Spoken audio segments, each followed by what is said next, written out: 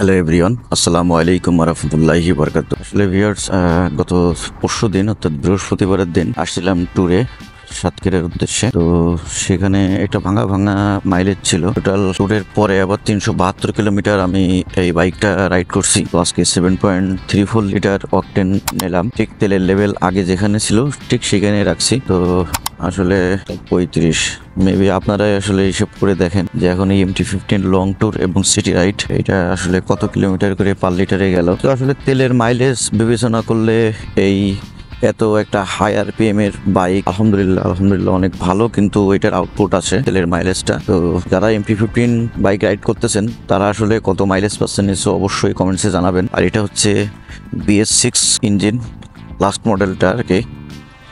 এটার পরে মেবি এখনো অফিসিয়ালি BS7 আসে নাই।